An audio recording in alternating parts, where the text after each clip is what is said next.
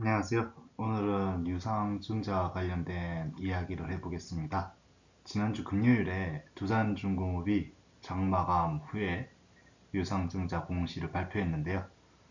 이와 관련해서 주말 동안 많은 두산중공업 주주분들이 걱정으로 잠을 잘 못 이뤘습니다. 죄송한 얘기지만 저는 두산중공업 주식이 없고요. 해당 게시판 재밌게 잘 봤습니다. 저도 이제 게시판을 보면서 유상증자에 대한 설명을 할 때 두산중공업 사례를 이용하면 되겠구나 라는 생각을 하면서 오늘 영상을 시작해 보도록 하겠습니다. 유상증자란 쉽게 말해서 주식을 추가로 더 발행해서 자본금을 늘리는 것입니다. 많은 상장회사들은 다양한 이유로 유상증자를 하곤 하는데요. 최근 이제 미국에서 앨런 머스크가 테슬라 유상증자를 공시하면서 크게 논란이 되어 있었죠. 많은 사람들이 앨런 머스크가 전기차 사업을 하는 것이 아니라 종이 장사한다고 맹비난을 했었고요. 앨런 머스크는 이 유상증자를 통해서 자신의 목표는 테슬라 전기 자동차가 최종 목표가 아니다라는 것을 전 세계인들에게 공개했습니다. 현재 앨런 머스크가 다음 계획으로 추구하고 있는 우주 사업에 투자하기 위해서 테슬라 주주들에게 유상증자를 한 것으로 고려됩니다. 이렇게 계속 성장하는 산업, 누구도 도전하지 않는 사업에 도전하기 위한 유상증자는 많은 주주들이 사업자들이 꿈꾸는 꿈을 함께 꾸며 추가로 유상증자를 할 수 있습니다.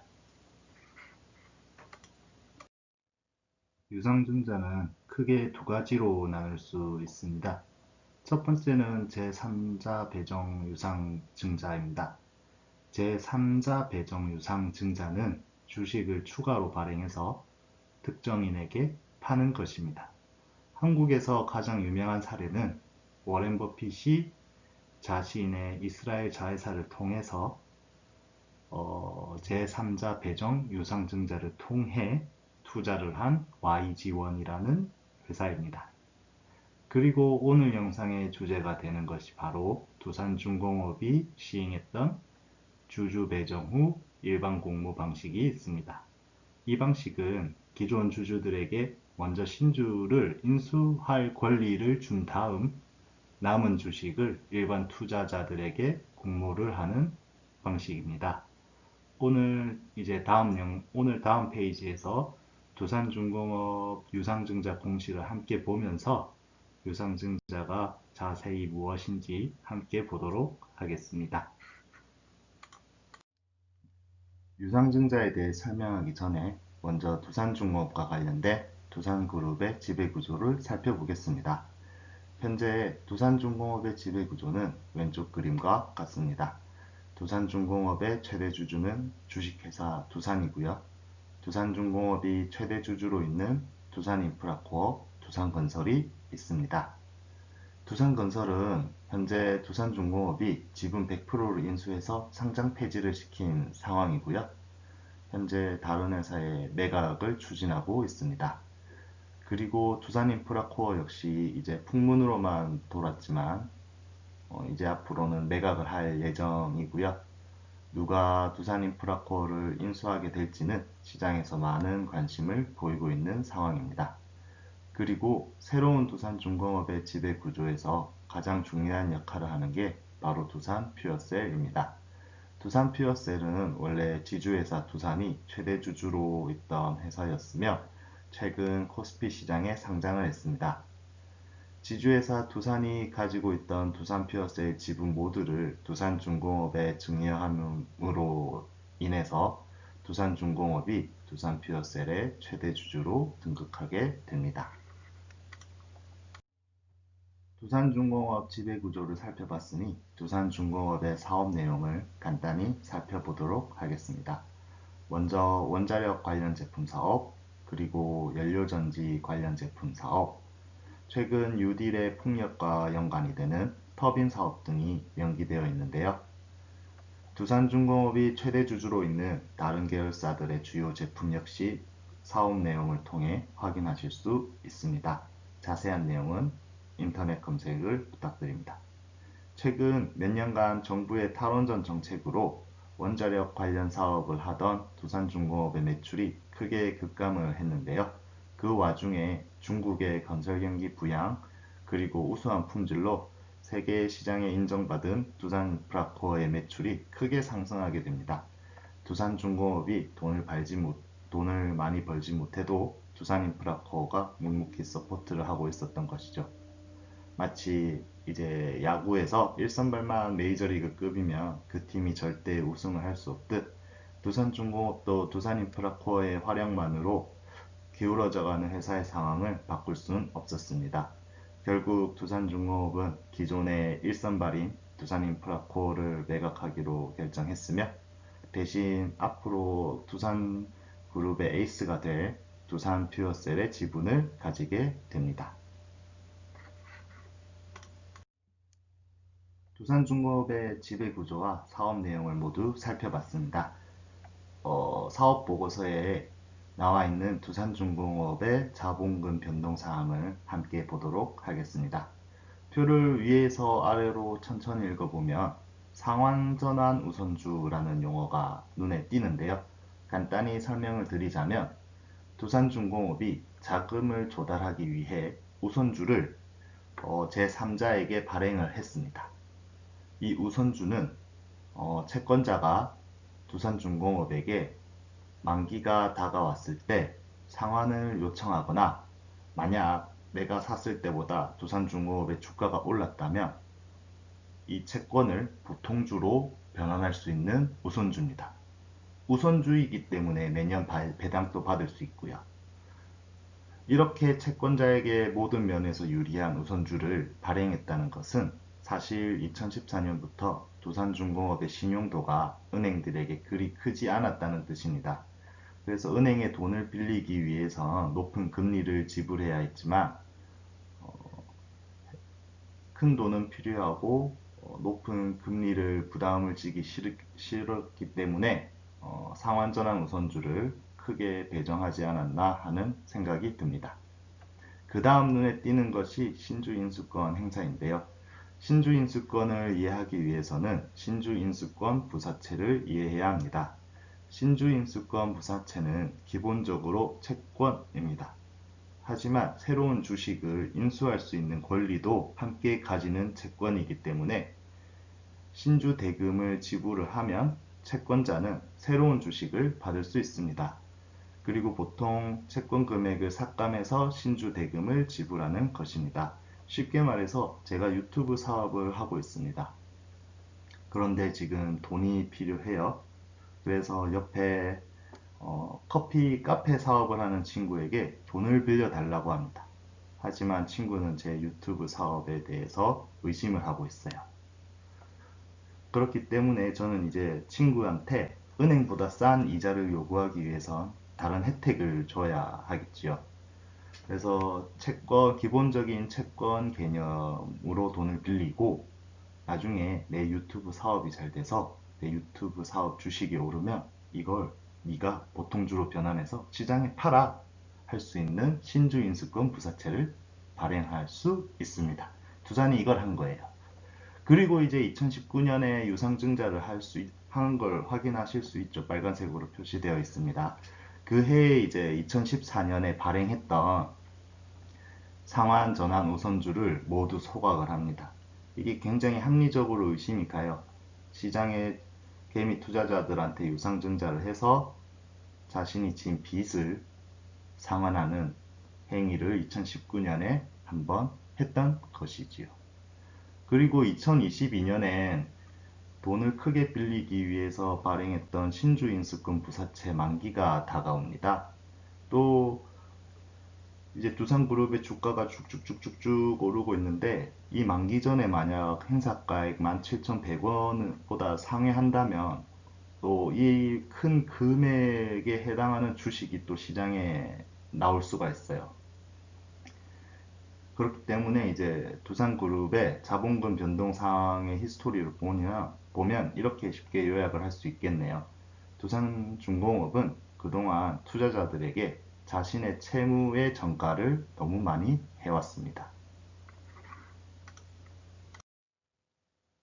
두산중공업의 자본 히스토리를 살펴봤으니 올해 9월 8일에 공시된 유상증자 결정을 함께 살펴보도록 하겠습니다.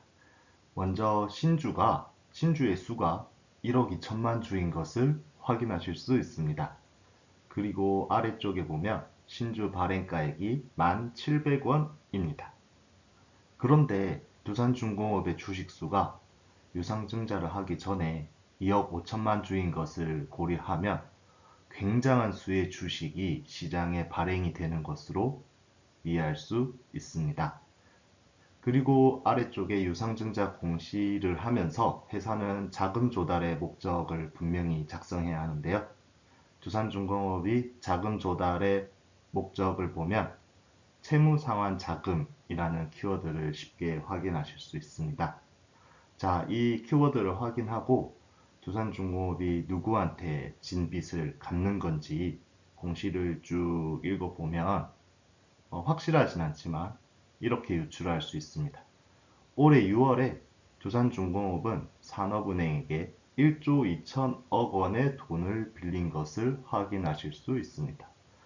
이 빌린 1조 2천억과 새로 발행하는 유상증자 자본이 1조 3천억. 굉장히 비슷하죠. 합리적인 의심이 발생합니다. 아니, 이럴 거면 왜 6월에 돈을 산업은행한테 빌렸는지 쉽게 이해를 할 수가 없습니다. 제 입장에서는.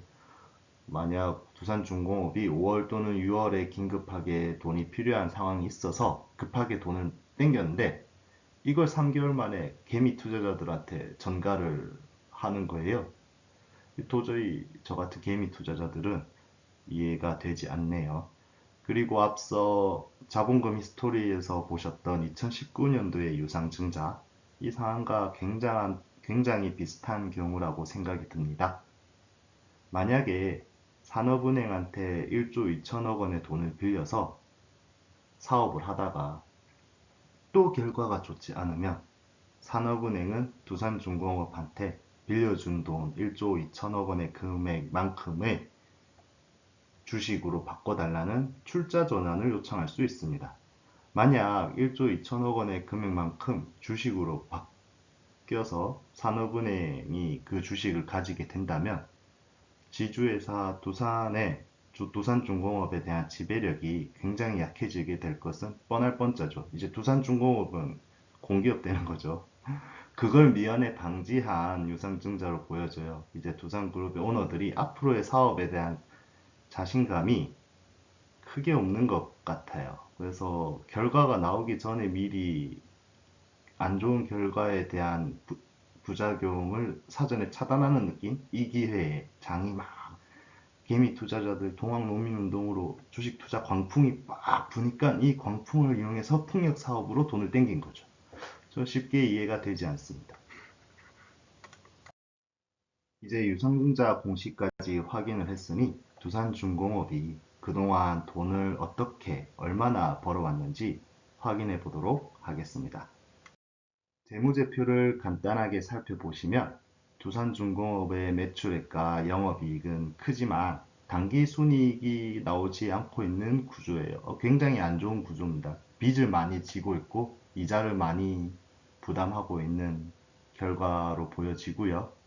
당기순이익이 계속 매년 나오지 않으니까 이제 자본 총계가 점점점 줄어들죠. 이제 지주들은 이 투자한 회사의 자본이 줄어드는 건 굉장히 안 좋은 것입니다. 올해 1, 2분기의 연결 재무제표를 보면 두산중공업의 당기순이익의 적자폭이 예년에 비해 굉장히 크게 발생한 것을 확인하실 수 있는데요. 그동안 두산중공업의 부진을 두산그룹의 다른 에이스들이 만회를 하고 있었는데 이젠 힘에 붙일 정도로 두산중공업이 악화가 된 거죠. 그러고 나서 이제 기존의 에이스들을 매각하고 앞으로 뉴딜 사업을 할 거야 하면서 개미 투자자들에게 유상증자를 요청하는데 지금 숫자로만 봤을 때 두산중공업의 유상증자가 앞으로 좋은 결과가 있을지는 쉽게 판단할 수 없는 상황입니다. 그동안 두산중공업을 지탱해왔던 두산인프라코어를 매각하고 나면 이제 손은 누가 키우는지, 두산중공업을 지키는 새로운 에이스는 누구인지 한번 간단히 보도록 하겠습니다. 두산퓨얼셀의 사업 내용을 간단히 살펴보면 발전용 연료 전지 사업을 하는 것을 알 수 있습니다. 앞으로 전기자동차의 시대가 분명 올 것이기 때문에 국민들이 모두 전기자동차를 타는 시대가 올 것이고요. 만약 국민들이 모두 전기자동차를 타게 된다면 집안 근처에 설치할 수 있는 분산형 전원이 많이 필요할 것입니다. 두산 퓨얼셀이 운영하는 사업인 발전용 연료전지가 최종 소비자와 인접한 곳에 쉽게 설치할 수 있는 분산형 전원에 적합하기 때문에 이 회사가 운영하는 사업에 대한 성장성에는 전혀 의심을 하지 않습니다. 굉장히 성장성이 있는 사업이라고 생각을 하고요. 하지만 앞으로 미래가 기대가 되는 성장주라고 하더라도 기존의 두산 인프라코어를 대체할 만한 퍼포먼스를 보여줄지 조금 더 지켜봐야 하는 상황입니다. 이제 산업의 구조는 매년 급격하게 바뀌기 때문이죠. 그동안 많은 자본금 변동 히스토리로 인해 두산중공업이 발행한 주식수는 너무 많습니다. 이렇게 수없이 발행된 주식들에 대해 적정 EPS를 가지려면 두산퓨얼셀은 두산인프라코어의 퍼포먼스를 대체하는 것뿐 아니라 능가해야 하는 의무를 가지게 된 것입니다. 두산중공업의 사례를 보면서 유상증자에 대해 살펴봤는데요. 기업은 신사업 투자, 채무이행, 계열사 지원, 대주주 지분 확보 등의 이유로 유상증자를 할 수 있습니다. 두산중공업이 풍력터빈 신사업을 하기 위해 유상증자를 한다. 아니면 산업은행에 진 빚을 갚기 위해 유상증자를 한다. 두산퓨얼셀에 투자하기 위해 유상증자를 한다. 지주회사 두산의 지배력을 유지하기 위해 유상증자를 한다 등 같은 이유입니다. 유상증자가 호재인지 악재인지는 사실 그 기업의 평소 퍼포먼스 그리고 앞으로의 사업성에 따라 달라집니다. 평소에 돈도 잘 벌고 기술력도 좋고 주주에게 배당도 잘 주며 주주 친화적이던 회사가 새로운 먹거리를 발굴하기 위해 유상증자를 공모한다면 얼마든지 주주들은 주머니를 열 것입니다. 하지만 회사가 진 빚을 갚기 위해 매년 또는 주기적으로 개미 투자자들에게 손을 빌리는 유상증자라면 주머니가 쉽게 열리지 않는 것도 사실입니다. 두산중공업과 두산퓨얼셀의 앞으로의 성장 가능성엔 의심이 없지만 시장에 엄청나게 뿌려진 주식수로 인한 주식 가치의 희석은 걱정하지 않을 수 없습니다. 기업들은 힘들 때 자꾸 돈 달라고 유상증자 하면서 돈 잘 벌 땐 주주들한테 배당 주는 것에 대해 굉장히 인색한 것 같아요. 이제 두산중공업 같은 경우는 사업이 훗날 잘 운영이 돼서 큰 돈을 벌게 된다면 꼭 주주들에게 배당 잘 줬으면 좋겠습니다. 오늘 영상 봐주셔서 감사합니다.